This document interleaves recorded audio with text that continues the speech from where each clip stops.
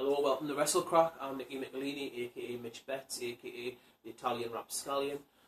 Today I'm going to be talking about WWE Raw from last week and the show I went to see last night, which was the first ever NXT UK show in Newcastle. So before I get started, I just want to say thanks for watching. And I'm going to try and not come across as a geek, because I've listened to other podcasts and watched videos on YouTube, and people, wrestling fans generally come across as a geek, so I'm just going to be me, and hopefully it'll be alright. Before I get on to the NXT show, since I'm on the subject of geeks, the amount of geeks last night in the NXT show was horrendous. It just made my skin crawl at how geeky they are. And some of the behaviour, a group of lads got hired out because they were jumping up and swearing, and there's kids there and they're calling people fucking cunts and bastards and all the rest of it. And I just think, oh, honestly, man, grow up. There was another guy, must have been in his 50s, the main event, Sami Zayn threw his t-shirt in the crowd. He tried to grab it, a 50-year-old bloke. A couple of young ones tried to grab it, young lads. There was one man, grabbed it, and he tried to get it for his son who was there. His son must have been about 5. In the end, it ended up a tug-of-war between the guy with his son and this old mister who was there by himself in his anorak. Every time the match finished, everyone runs to the front. He was running to the front, pushing kids out the way to get to the front to see them, and I just thought, grow up, just grow up. And he was effing and blinded at this bloke trying to get a t-shirt for his son, and I just think, it's no wonder wrestling fans have got a bad name, just people like that. Just the tip of the iceberg on top of the flock of geeks. Anyway, I'll draw a line under that and talk about the actual show. Went to the meet and greet first, which is a bit naff. There was just Samoa Joe and Dana Brooke there, shook their hand, blah blah blah. It was non-event really. I waited outside for about an hour to get in there and do that. Pay extra money for it. Wasn't really worth it at all. But the show itself, it started off with Enzo and Kaz. It was super over. A lot of the people were super over. Enzo and Kaz against Blake and Murphy. It was a good match. It was alright. People were chanting all the way through. Pretty much everyone down the roster were getting massive chants all the way through. It just shows how over everyone is.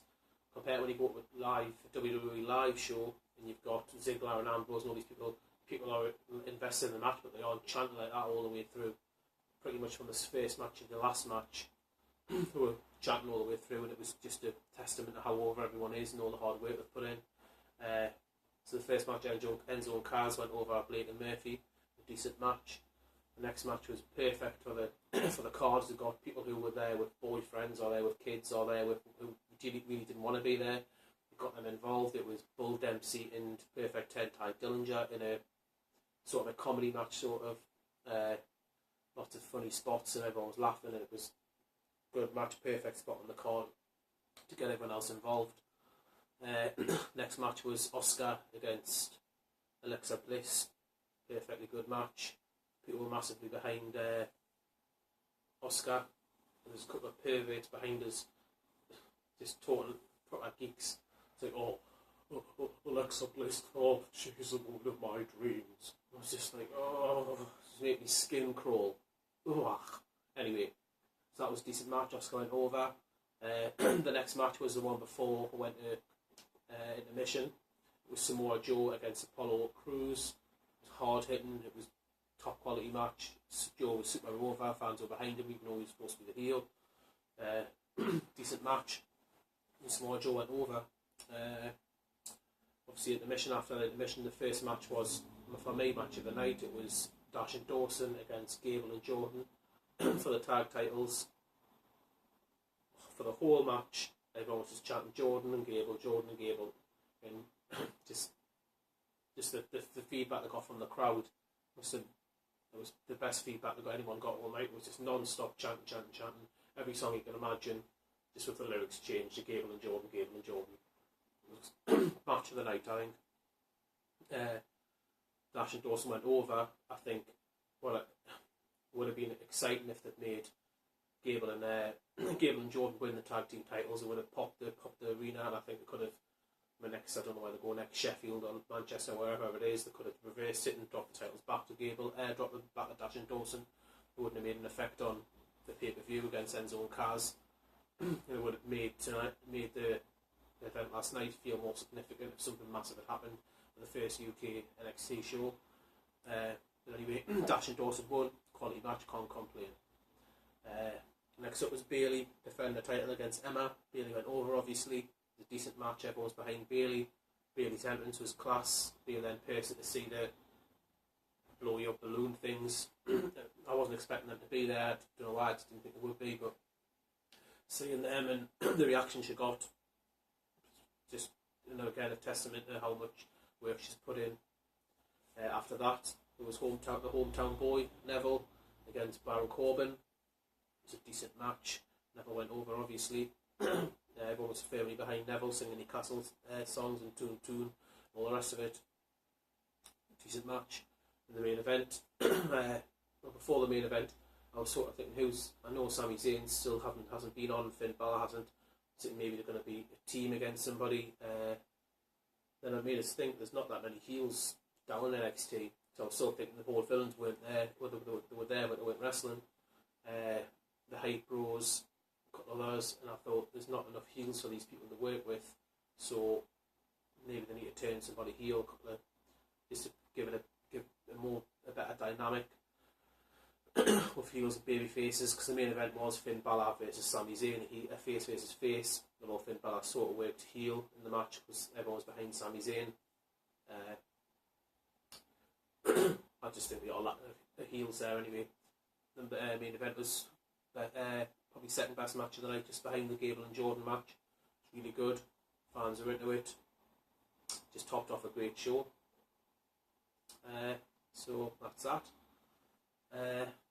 I'll move on to Raw this week. I'm enjoying Raw at the minute, I think, and I've heard a lot of people giving bad feedback and saying it's the worst Raw ever, and I know the rating was one of the lowest ever. And for me, I like it. I think not having Cena there, doing his Cena match every week, and Orton doing his Orton match, and having Rollins there, as much as I like them all, doing his 20-minute promo at the start of every Raw, not having all these little thingies and having Big Show in a squash match, Mark Henry in a squash match, Kane in a shit position, all these things not being on the show gives everyone else gets bumped up a spot, gives Starler something to do, Titus something to do, gives Swagger something to do, and makes the main event, gives Sheamus a chance, and Barrett and all these people. And people cry out for change all the time, and they've got change and they're still complaining.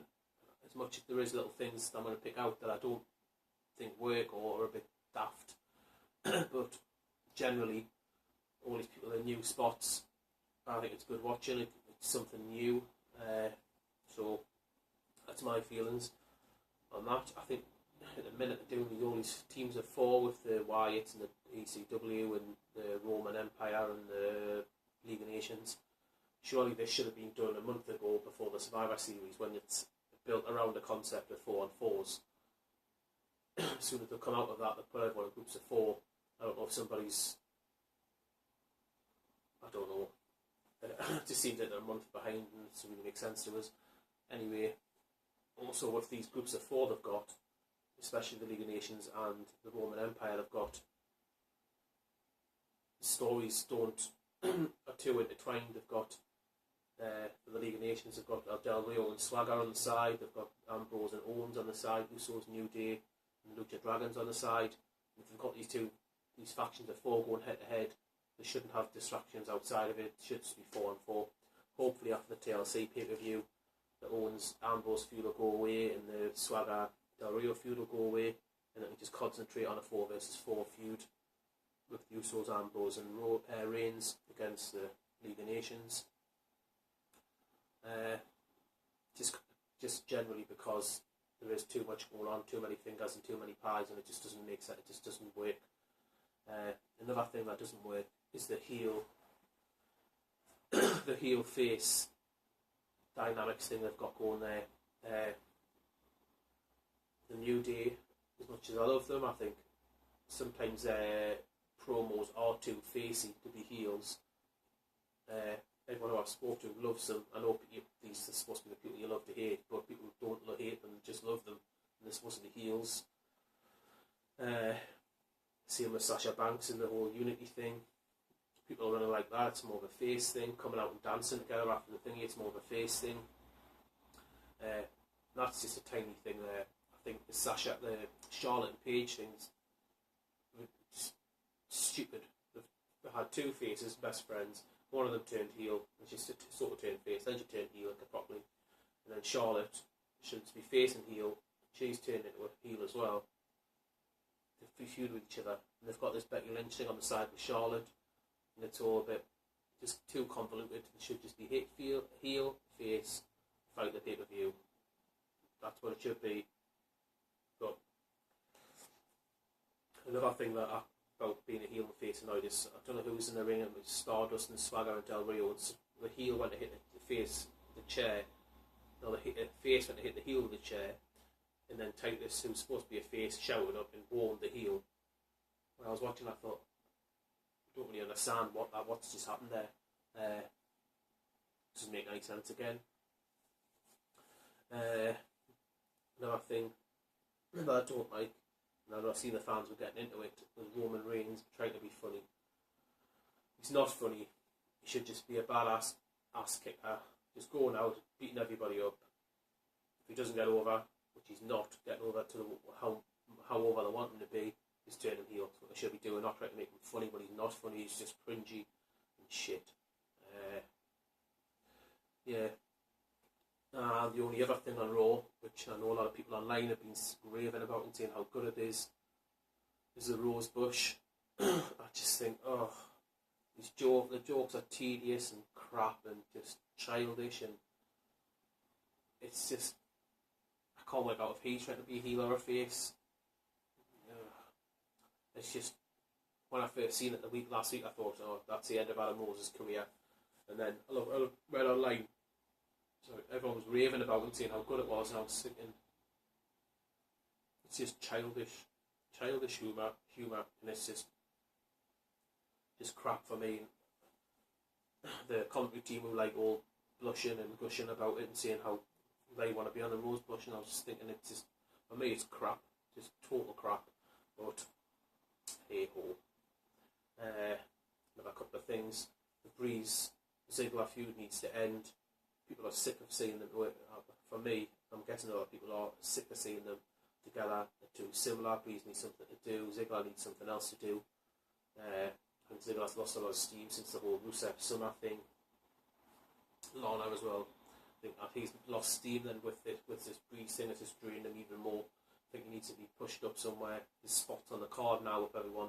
Not a lot of the top guys not being there. It's a chance to push him up a little bit. There was something else, but I can't remember what it was.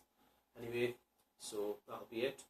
Next week, I'll be talking more about what's going on and all that sort of shit. So I'll see you next week. Peace!